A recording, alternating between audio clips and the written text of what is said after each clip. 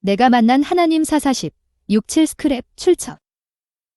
이런 글을 쓸 때마다 망설여지는 것은 자칫하면 성령의 체험을 주신 하나님을 자랑하기보다는 그것을 무슨 자기의 투쟁과 노력을 통해 얻어냈다는 성공수기나 무용담 같은 것이 되기 때문이다. 더욱이 그러한 수기들을 읽으며 감탄하는 것이 읽는 사람에게 얼마나 유익이 될까 하는 의구심 때문이다. 그러나 나의 경우에 비춰보면 다른 사람들이 하나님을 깊이 만난 경험에 관한 기록이 때로는 나의 신앙과 영적 생활 전반에 대하여 새로운 평가를 갖게 하는 계기가 되기도 했다는 점에서 나름대로 유익이 있으리라 본다. 글을 쓰기 전에, 쓰면서, 그리고 쓰고 나서 무엇인가 나의 체험을 부풀리는 서술은 아닌지를 몇 번씩 되짚으며 진실만을 기록하고자 노력하였다. 여러 가지 체험들이 여러 번 있었으나 내 기억 속에 매우 뚜렷한 인상을 주었거나 부인하기 어려운 지속적인 영향을 준 체험을 4가지 정도 간추려서 정리하였다. 체험 1. 하나님의 사랑의 자각. 세례를 받고 5해 정도 지난 어느 가을이었다. 가정에 매우 절박한 기도 제목이 있었고 그때 나는 직장에 다니고 있었다. 새벽 시간에 집 근처에 있는 교회에 나아가 기도하지 않을 수 없었다. 너무나 절박한 기도 제목인지라 뜻을 세우고 매일 새벽마다 하나님께 호소하였다. 그렇게 기도하던 중 일주일 정도 흐른 어느 날이었다. 새벽 기도에 왔던 사람들이 돌아가고 예배당에는 나 혼자 남게 되었다. 그 새벽 시간에 내 마음은 한없이 가난하여졌다. 그래서 나는 의자에서 내려와 시멘트 바닥에 무릎을 꿇고 간절히 기도하고 있었다. 그 기도는 고요한 중에 하나님을 바라보는 간절한 묵상이었다. 그때 뜨거운 한 덩어리의 불이 마치 유성처럼 강단을 떠나 나를 향해 천천히 날아왔다. 그리고 그때 뜨거운 한 덩어리의 불은 내 머리에 부어졌다. 그 순간 성령의 품에 안기는 것을 경험하였다. 직감적으로 커다란 은사가 내리고 있다는 사실을 알 수 있었고 나의 마음은 하나님의 완전한 사랑을 갈구하는 마음으로 가득 찼다. 소원이 있다면 주님 닮아 온전해지는 것이었고 거룩하신 하나님과의 달콤한 교제 안에 언제까지나 머물고 싶은 것이었다. 하나님의 성품을 본받고 싶었고 소망이 있다면 나의 모든 것을 당신의 소유 삼으시는 하나님의 영광을 위하여 바치는 것이었다. 아무도 없는 교회당에서 한없이 울었다. 아침 햇살이 교회당의 낡은 문에 가득할 때까지 한없이 울었다. 한편으로는 거룩하신 하나님의 영광을 위하여 또 한편으로는 그 앞에 마주할 수 없는 자신의 죄인된 모습을 인하여 그런 나를 넘치도록 사랑해 주시는 하나님 때문에 한없이 울었다. 이후로도 비슷한 경험을 몇 차례 더 가졌지만 그 체험은 언제나 나에게 같은 반응을 불러일으켰다. 체험 2. 영원의 자각. 2번째부터 뚜렷하게 기억나는 체험은 모두 말씀에 대한 깨달음을 동반한 체험이었다. 여러 번 있었지만 사실 그러한 체험이 계속되지 않는다면 나의 지필과 설교 사역이 불가능했을 것이다. 그중 2 경우만 예를 들어본다. 언젠가 나를 깊은 각성 속으로 데려간 말씀은 이사야 40장이었다. 특별히 그중 세례 요한의 출현을 예고하는 40장 전반부를 다리 브리지로 나와 하나님과의 만남이었다. 말하는 자의 소리여 외치라 가로되 내가 무엇이라 외치리이까? 가로되 모든 육체는 풀이요 그 모든 아름다움은 들의 꽃과 같으니 풀은 마르고 꽃은 시들면 여호와의 기운이 그 위에 불미라. 이 백성은 실로 풀이로다 이사 46:7. 그때 이 말씀을 보면서 나라는 인간의 존재가 얼마나 초라하고 허무한지를 절실하게 느끼게 하시는 하나님을 만났다. 모든 육체는 풀이요 그 모든 아름다움은 들의 꽃 같으니 당시 6개월 동안을 밤마다 침상에서 홀로 울었다. 침묵 가운데 흐르는 끝없는 우주 공간과 두 영원 세계의 틈바구니에서 매우 짧은 순간 잠시 살다가 가도록 보냄을 받은 인생 앞에서 한없이 초라하게 창조된 자신을 바라보며 울었다. 누가 무엇이라고 위로하든지 이전에 내가 알던 모든 인생에 대한 알량한 지식들은 마치 죽음의 전쟁을 목전에 두고 마셨다는 중공군 호주머니의 배갈, 독주과 같은 것이었으며 부끄러운 춘판을 앞두고 댄서들이 맞곤 한다는 마약과 같은 것임을 깨닫게 되었다. 그것은 단순한 삶의 허무함 이상의 각성으로 나를 데려갔다. 그러나 알고 보니 그것은 이미 나만의 고백이 아니었다. 나의 때가 얼마나 단촉한지 기억하소서. 주께서 모든 인생을 어찌 그리 허무하게 창조하셨는지요. 시 89, 47. 나처럼 하나님을 아는 인식에 있어서 지 천박할 뿐인 사람과는 비교될 수 없겠지만 이사야 선지자가 이스라엘 백성들에게 단지 풀이라고 외치도록 분부를 받았을 때 그 마음을 이해할 수 있었다. 이상하게도 그 허물을 직시하고 나면서부터 인생을 늘 영혼의 관점에서 바라볼 수 있는 시야를 갖게 되었다. 한동안 매일 죽음을 위하여 기도하였다. 죽음에 대한 공포 때문에서가 아니라 사는 동안에 오직 하나님만을 위하여 살지 못할지도 모른다는 불안 때문에. 체험 3. 조국교회와 기도. 어느 날 밤이었다. 몸이 불편해서 일찍 잠자리에 들었으나 잠이 오지 않아 뒤척이다가 일어났다. 책상 앞에 앉아 신약 성경을 펼쳤다. 시계는 밤 10시 20분을 가리키고 있었다. 그리고는 전에 읽던 대로 누가복음을 읽어갔다. 다음 성경 구절을 읽는 동안 나는 온몸이 감전되는 것 같은 전율을 경험하였다. 가까이 오사 성을 보시고 우시며 가라사대. 너도 오늘날 평화에 관한 일을 알았더라면 좋을 뻔하였거니와. 지금 내 눈에 숨기웠도다. 날이 이를지라. 내 원수들이 토성을 쌓고 너를 둘러 사면으로 가두고 또 너와 및 그 가운데 있는 내 자식들을 땅에 메어치며 돌 하나도 돌 위에 남기지 아니하리니 이는 권고받는 나를 내가 알지 못함을 이남이니라 하시니라. 성전에 들어가사 장사하는 자들을 내어 쫓으시며 저희에게 이르시다. 기록된 바 내 집은 기도하는 집이 되리라 하였거늘 너희는 강도의 구려를 만들었도다 하시니라.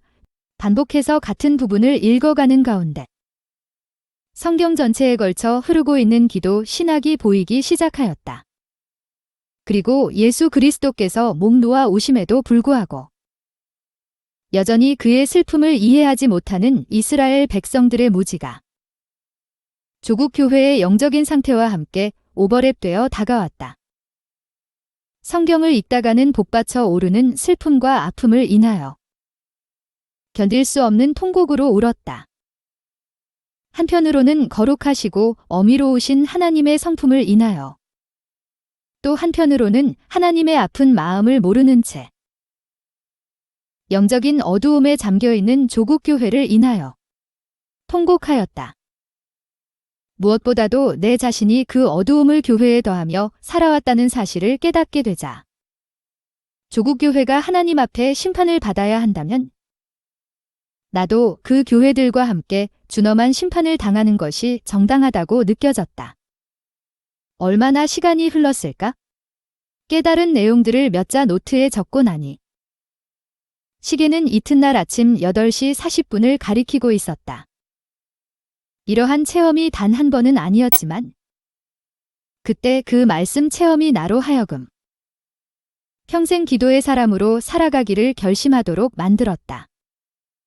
어떤 때는 깊은 기도 속에서 살 때도 있었고 기도에 덜 헌신될 때도 있었지만 기도에 대한 깊은 의무감과 조국교회에 대한 가슴 저미는 애정을 갖게 만들어 주었다.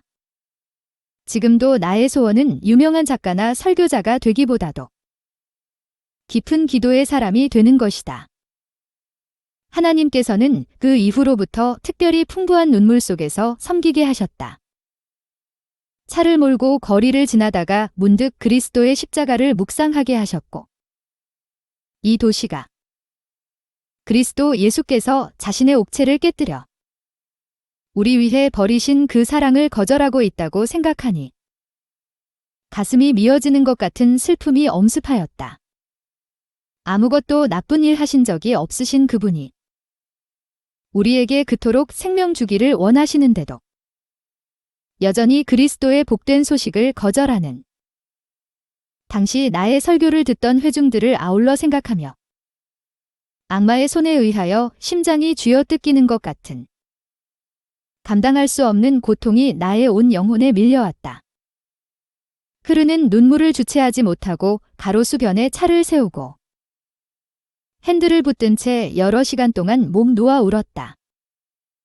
눈물을 흘리는 것 이상으로 슬픔을 표현할 수밖에 없는 것이 너무나 가슴 시리도록 아팠다.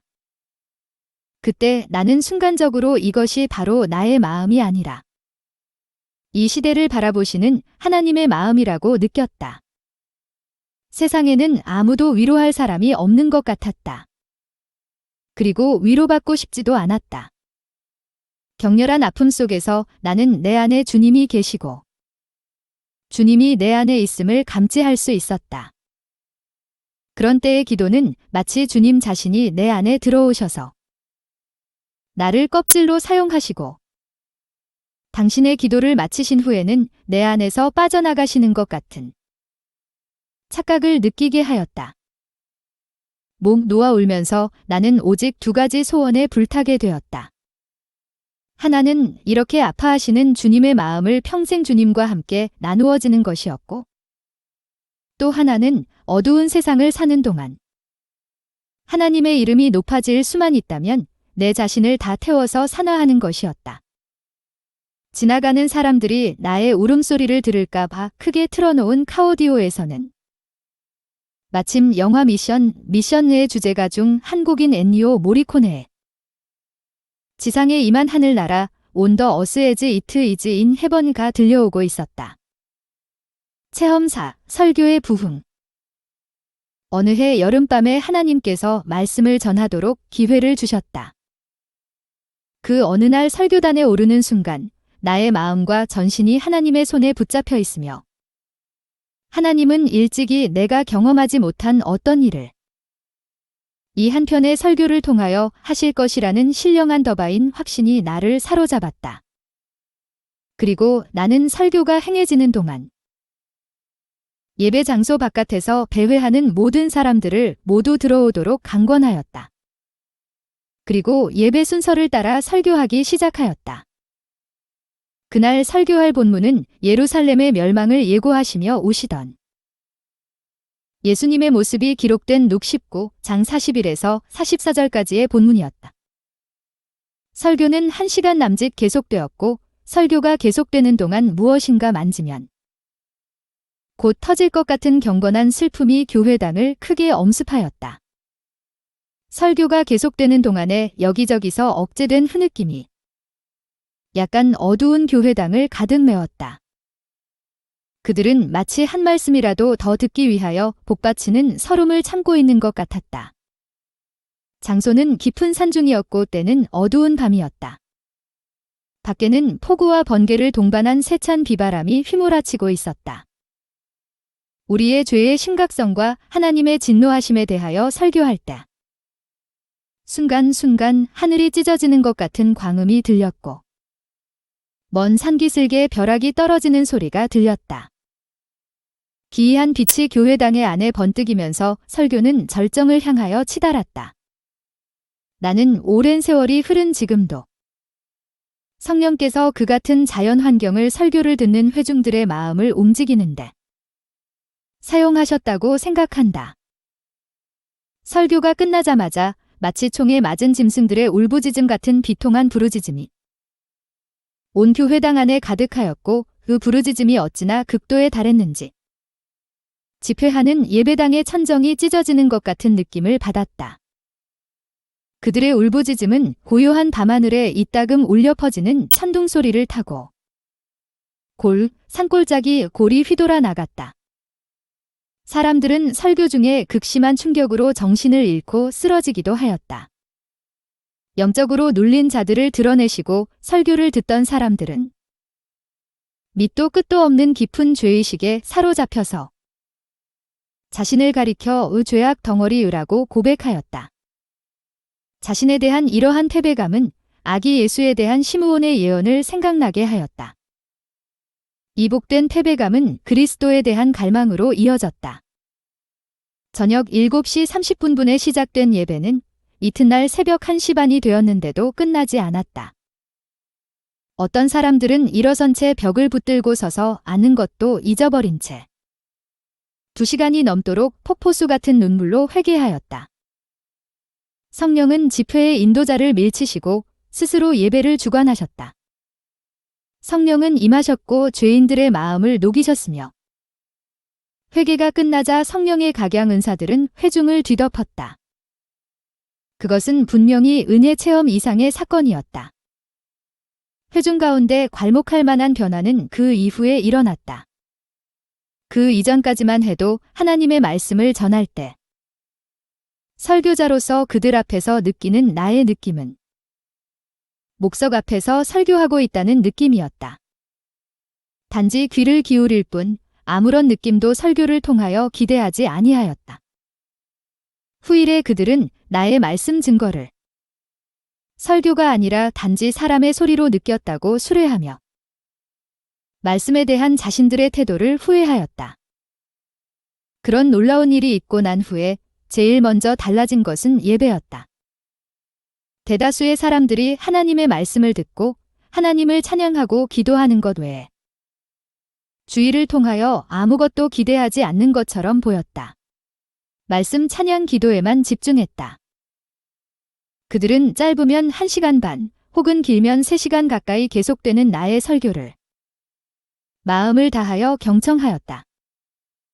설교를 듣는 회중들의 모습은 마치 석고상을 깎아 놓은 것 같았다. 회중석에서는 설교가 시작되어서 끝날 때까지 추호의 미동도 없었다. 나는 그 이후로는 하나님의 말씀을 어린 아이와 같이 그토록 사모하며 말씀을 듣기 위하여 마음을 다해 귀를 기울이는 회중들 앞에 설교해 본 적이 없다. 그렇게 하나님 앞에 나아오는 사람들은 한 번 들은 하나님의 말씀을 결코 잊어버리지 아니하였다. 그 중에 어떤 사람들은 몇 주 혹은 몇 년씩이나 아니 지금 제가 이 글을 쓰고 있는 이 시간도 설교를 기억하고 그 말씀의 지배를 받으며 살아가고 있다. 뛰어난 영적인 축복을 누렸던 탁월한 시기는 비록 길지 않은 기간이었지만 그동안은 마치 하늘나라가 지상에 내려와 있는 것 같았다. 그 후 헤아릴 수 없는 날 동안 설교했지만 같은 일의 일어남을 보지 못하였다. 후일에야 그것이 참된 영적 부흥이었다는 것을 알았다. 끝없는 고통과 대적이 둘러싸고 있었으나 내 인생 어느 때에도 그렇게 행복한 때가 없었다. 나는 지금도 이러한 일들을 통하여 잠자는 교회들의 진리와 성령의 능력으로 말미암는 거룩의 회복을 주시도록 설교하고 글을 쓰며 살아간다. 깨달은 교훈을 돌이켜보면 하나님의 은혜가 너무 감사하다. 신학 공부를 하기 이전에 평신도로서 주일학교 학생들을 섬길 때부터 복음의 능력과 성령의 은혜로 말미암는 양떼들의 뚜렷한 회심 같은 것을 풍성하게 경험하게 하셨다. 그랬기 때문에 성령의 풍성한 역사에 대하여 열린 마음을 갖게 되었는지도 모른다. 이러한 다양한 종류의 성령의 역사를 경험해 오면서 자신을 향하여 정리되는 생각이 몇 가지 있다. 첫째로 성령의 체험은 반드시 하나님을 향한 순결한 사랑과 기쁨을 동반한다는 것이다. 성령을 체험하고 나면 순결해지고 싶고 거룩하신 주님의 성품을 본받고 싶어지고 더욱 친밀한 교제 속으로 들어가고 싶어지는 것을 경험했다. 따라서 매우 친밀하고 깊은 하나님과의 교제가 아니면 영혼이 만족을 얻지 못한다는 사실을 깨달았다. 그래서 더욱 깊은 기도 생활을 사모하게 되었다. 둘째로, 그럼에도 불구하고 단지 말씀 없이 신비한 영적 체험만 갖는 것은 자신을 견고하게 하지 못한다는 것을 알게 되었다. 주위에도 매우 극적이고 신비한 영적 체험을 가진 사람들이 여럿 있는다. 그들의 신앙이 체험의 분량만큼 견고하거나 성결하지 못한 것이 늘 의문이었다. 후일 깨닫게 된 바에 의하면 깊이 있는 영적 체험이 그를 견고하게 하기 위해서는 그 체험이 하나님의 진리, 말씀을 깨닫는 분명한 이해를 통하여 오는 것이어야 한다는 사실을 알았다. 그리고 이러한 기준이 청교도들에게는 신령한 은혜 체험과 불건전한 영적 체험을 구분하는 시금석이 된다는 사실을 알았다. 나의 경우 성령의 신비적 체험은 체험할 때마다 성경 전체에 흐르는 일관된 정신을 이해하는데 말할 수 없는 도움을 주었다. 즉, 그러한 체험을 통하여 그 성경 본문을 깊이 이해하게 되었을 뿐 아니라 어떻게 서로 연관되는지 모호하기만 하였던 성경의 진리들이 조목조목 연결을 이루며 커다란 강을 이루면서 흘러가는 성경 전체의 맥을 향하여 개안을 주었다. 후일 성령의 체험이 가져다주는 중요한 효과를 성경 전체에 대한 새로운 인식을 주시는 것이라는 청교도 신학자 존 오웬의 논지를 확인하고 매우 기뻤다. 내는 말. 결국 모든 성령 체험이 말씀을 향하여 열린 눈을 갖게 해주는 것이 아니기 때문에 말씀에 대한 이해를 통하여 성령을 체험하는 것이 가장 안전하고 또한 풍부한 말씀을 가진 설교 사역을 가능하게 하고 거룩하고 견고한 삶을 가져온다는 것을 알게 되었다. 이러한 은혜를 우리 모두에게 지속적으로 부어주시기를 기도하며 내가 늘 좋아하는 한마디를 덧붙인다. 성경 속에서 하나님을 만나고 온 사람의 글과 언어는 그들만이 가질 수 있는 고유한 채취가 있습니다. 그리고 그것을 자신의 말과 글 속에서 숨긴다는 것은 그렇지 못한 사람이 그 채취를 흉내내는 것만큼이나 어렵습니다. 말씀 사역에서 그것을 가능하게 해주는 것은 성령님이십니다.